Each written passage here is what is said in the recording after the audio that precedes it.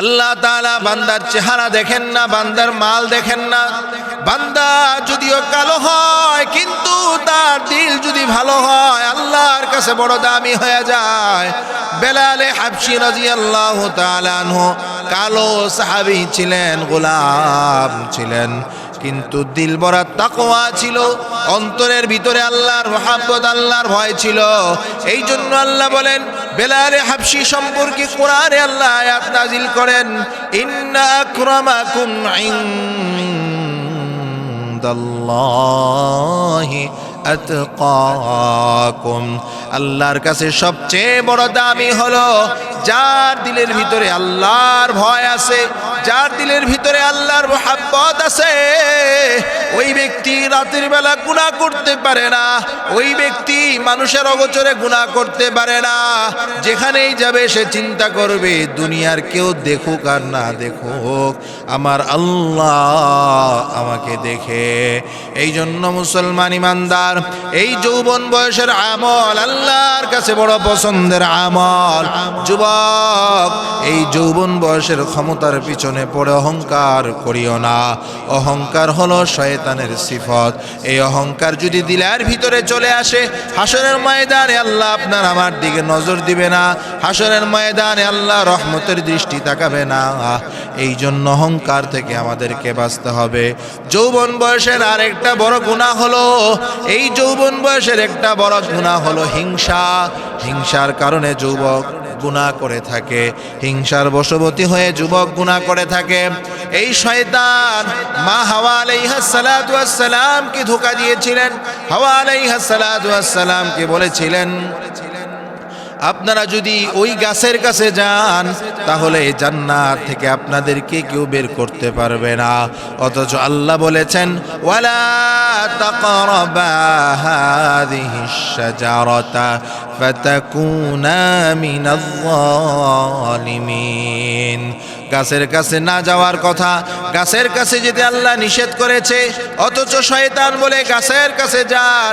এই শয়তানের কথা শুনে হিংসায়, ওই শয়তানের কথায় লোভে পড়ে মা হাওয়া আলাইহিস সালাতু ওয়াস সালাম যখন আদম আলাইহিস সালাতু ওয়াস সালামকে নিয়ে ওই গাছের কাছে যায়, আল্লাহ তাআলা সাথে সাথে তাদেরকে দুনিয়ার জমিনে পাঠিয়ে দেয়। এটা হলো তাদের লোভের কারণে হয়েছিল। ও মুসলমান ইমানদার, এই জন্য পৃথিবীর দ্বিতীয় গুনাহ হলো লোভ। এক নম্বর গুনাহ হলো অহংকার, দুই নম্বর গুনাহ হলো লোভ। এই লোভের কারণে যুবক গুনাহ করে। তিন নম্বর যুবক গুনাহ হলো হিংসা, হিংসার কারণে যুবক গুনাহ করে। পৃথিবীর তিন নম্বর গুনাহ হলো হিংসা। আল্লাহ তাআলা যখন আদম আলাইহিস সালাতু ওয়াস সালামের সন্তান হাবিল কাবিলকে দুনিয়ার জমিনে পাঠিয়েছে, কাবিল হিংসার বশবর্তী হয়ে হাবিলের সাথে যেই মেয়ে দুনিয়ার জমিনে আসছে তাকে বিবাহ না করে এই হিংসার কারণে কাবিলের বয়সের ওই মেয়েকে বিবাহ করবে, এই জন্য হাবিলকে হত্যা করে দিয়েছে। ও মুসলমান ইমানদার, এই তিনটা বদ সিফত যদি কোনো যুবক দূর করতে পারে, তার দিল থেকে দূরে সরাতে পারে, ওই যুবক যৌবন বয়স থেকে আল্লাহ ওয়ালা হতে পারবে, যৌবন বয়স থেকে আল্লাহ ওয়ালা বুজুর্গ হতে পারবে। এই জন্য দিলকে সাফ করতে হবে, দিলকে পরিষ্কার করতে হবে। আল্লাহর রাসূল একবার ফজরের নামাজের সময় সাহাবায়ে কেরামকে বলতেছে, এখন যে মসজিদে প্রবেশ করবে সে জান্নাতি। সাহাবায়ে কেরাম পিছনে তাকিয়ে আছে, তাকিয়ে দেখে কে প্রবেশ করে। এমন সময় একজন সাহাবী মসজিদে নববীতে প্রবেশ করলেন। নামাজ শেষ হয়ে গেল, সকলে চলে গেল। দ্বিতীয় দিন আবার আল্লাহ রাসূল সাহাবীদেরকে বলেন, এ সাহাবীরা, এখন মসজিদে যে প্রবেশ করবে সে জান্নাতি। সাহাবায়ে কেরাম তাকিয়ে দেখে ওই লোকটাই আবার ওই দিন মসজিদে প্রবেশ করেছে। এইভাবে এক এক করে 3 দিন আল্লাহর বান্দা মসজিদে প্রবেশ করেছে। সাহাবায়ে কেরাম আশ্চর্য হয়ে গেলেন। আল্লাহ রাসূল বারবার একজনকেই জান্নাতি বলতেছেন। এক সাহাবী ওই সাহাবীর বাড়িতে মেহমান হয়ে চলে গেছে। এটা জানার জন্য ওই সাহাবী কি আমল করে, কোন আমলের কারণে আল্লাহ তাআলা তাকে দুনিয়ার জমিনে জান্নাতের সার্টিফিকেট দিয়ে দিয়েছে। ওই সাহাবীর বাড়িতে যাওয়ার পর ওই সাহাবীর বাড়িতে যে সাহাবীর বাড়ির মেহমান হয়ে গেছে, রাতের বেলা তাকায়া দেখে সাহাবী ঘুমায়, ফজরের আজান হলে মসজিদে যায়, দিনের বেলা কাজ করে, আবার রাতের বেলা ঘুমায়। 3 দিন তার বাড়িতে মেহমান হওয়ার পরেও কোনো আমল খুঁজে পায় না, যে আমলের কারণে আল্লাহর রাসূল তাকে জান্নাতের সুসংবাদ দেয়। এমন সময় ওই সাহাবী আল্লাহর বান্দা সাহাবীকে বলে, ভাই 3 দিন মসজিদ নববীতে আল্লাহর রাসূল ঘোষণা করেছে এখন যে মসজিদে প্রবেশ করবে সে জান্নাতি, ওই সময় 3 দিনই আপনি প্রবেশ করলেন, বলেন তো কি এমন আমল করেন যে আমলের কারণে আল্লাহর রাসূল আপনাকে জান্নাতি হিসাবে ঘোষণা করেছে? কি এমন আপনার আমল আমাদেরকে একটু বলেন, আমরা জানতে চাই কি এমন আমল। ওই সাহাবী ডাক দিয়ে বলে, ভাই আমি এমন কোন আমল করি বলে আমার মনে হয় না, আমার এমন কোনো বড় আমল নাই, আমার একটা ছোট্ট আমল হলো এমন, আমি যখন রাতের বেলা ঘুমাই আমার দিলটাকে আমি পাক সাফ করে ঘুমাই, আমার দিলের ভিতরে কোনো কষ্ট রাখি না, আমার দিলের ভিতরে কোনো অহংকার রাখি না, আমার দিলের ভিতরে আমি কোনো লোভ রাখি না, আমার দিলের ভিতরে আমি কোনো হিংসা রাখি না, সকল কিছু থেকে আমার দিলকে সাফ করে যারা আমাকে কষ্ট দেয় আমি তাদেরকে মাফ করে দেই, যারা আমাকে ব্যথা দেয় আমি তাদেরকে মাফ করে দেই।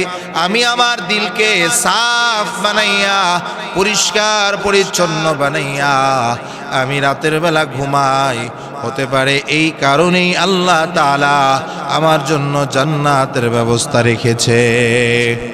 এই জন্য যুবক, দিলটা যদি সাফ হয়, দিলটা যদি পবিত্র হয়, পরিষ্কার হয়, ওই যুবকের চাইতে বড় দামি আর কে হতে পারে? যার দিল পরিষ্কার, যার যৌবনের আমল আল্লাহর কাছে পছন্দের হয়। ও যুবক, রাতের বেলা গুনাহ করো, ফজরের নামাজে যাও না, অথচ আল্লাহ তাআলা যদি চায় এই ঘুমের মধ্যে তোমাকে আমাকে মৃত্যুবরণ করাতে পারে, এই ঘুমের মধ্যে তোমাকে আমাকে লাশ বানাইতে পারে। ঘুমানোর পরে চোখ খুললে দুনিয়া দেখবা, আর চোখ না খুললে কবরের যাত্রী হয়ে যাবা।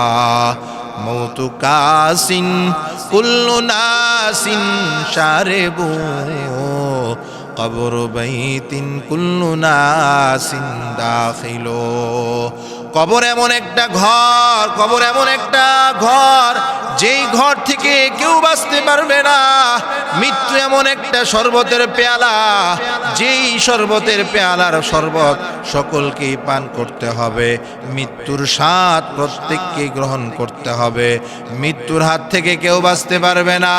যদি মৃত্যুর হাত থেকে কেউ বাঁচার জন্য পাহাড়ের চূড়ায় উঠে যায় তারপরেও বাঁচতে পারবে না। মৃত্যুর হাত থেকে বাঁচার জন্য গুহায় আশ্রয় নিলেও বাঁচতে পারবে না। এই মৃত্যু আপনাকে আমাকে পাকড়াও করবেই করবে। এই জন্য মুসলমান ইমানদার এমন বলার সুযোগ নাই যে আমি বৃদ্ধ হওয়ার পরে নামাজ ধরব, বৃদ্ধ হওয়ার পরে গুনাহ ছাড়ব, বৃদ্ধ হওয়ার পরে আমল করব, এইটা বলার সুযোগ নাই। আপনাকে আমাকে বৃদ্ধ হওয়ার গ্যারান্টি তো আল্লাহ দেয় নাই। আপনাকে আমাকে 40, 50, 60, 70 বছরের হায়াতের গ্যারান্টি দেয় নাই। কার কখন মৃত্যু হবে এটা আল্লাহই ভালো জানে। আল্লাহ বলেন, ইযা জাআ আজালুহুম লা ইস্তাখিরুনা সাআতাও ওয়া লা ইস্তাকদিমুন। যখন মৃত্যুর পরোয়ানা চলে আসবে, 1 সেকেন্ড আগেও মৃত্যু হবে না, 1 সেকেন্ড পরেও মৃত্যু হবে না। এই মৃত্যু আপনাকে আমাকে পাকড়াও করবেই করবে। जगह जी लगाने की दुनिया नहीं है, जगह जी लगाने की दुनिया नहीं है, ये इबारत की जा है तमाशा नहीं है। आइश इशारत के लिए इंसान नहीं, याद रख तू बंदे मेहमान है, याद रख तू बंदे मेहमान है। ए दुनियार मुसलमान, दुनियार जमीने मेहमान হয়ে আসি নাই, দুনিয়ার জমিনে গোলাম হয়ে আসছি। গোলাম যদি মনিবের কথা না শোনে, গোলাম যদি মনিবের আদেশ না মানে, নিষেধ না মানে, তাহলে মনিব যেমন গোলামকে তাড়াইয়া দেয়, বিক্রি করে দেয়, আমরাও যদি আল্লাহর হুকুম না মানে, আল্লাহর গোলামি না করি, তাহলে আমাদেরকেও আল্লাহ তাআলা জাহান্নামে পাঠিয়ে দিবে। কারণ যা কিছু ভোগ করতেছি এই জমিন হলো আল্লাহর, যা কিছু নিয়ামত নিতেছি সব কিছু আল্লাহর, এই হাত আল্লাহর, আল্লাহর হুকুমে হাত চলে, এই জবান আল্লাহর, আল্লাহর হুকুমে জবান চলে, এই চোখ আল্লাহর, আল্লাহর হুকুমে চলে, আপনার আমার রূহ আত্মা এইটাও আল্লাহর হুকুমে চলে। আল্লাহর হুকুম যতক্ষণ থাকবে হাত চলবে, জবান চলবে, চোখ চলবে, কান চলবে, পা চলবে, রু চলবে। আল্লাহর হুকুম শেষ হয়ে গেলে সব বন্ধ হয়ে যাবে। হাসরের ময়দানে আল্লাহ তাআলা এই হাতকে জিজ্ঞাসা করবে, হাত জবাব দিবে, এই পাকে জিজ্ঞাসা করবে, পা জবাব দিবে। আল ইয়াউমা নাখতিমু আলা আফওয়াহিহিম ওয়া তুকাল্লিমুনা আইদিহিম ওয়া তাশহাদু আরজুলুহুম বিমা কানু ইয়াকসিবুন। হাসরের ময়দানে হাত আপনার বিরুদ্ধে সাক্ষী দেবে, পা আপনার বিরুদ্ধে সাক্ষী দেবে, এমনকি আপনার জবান বন্ধ হয়ে যাবে, আপনার চামড়া, আপনার চোখ, আপনার কান আপনার বিরুদ্ধে সাক্ষী দেবে।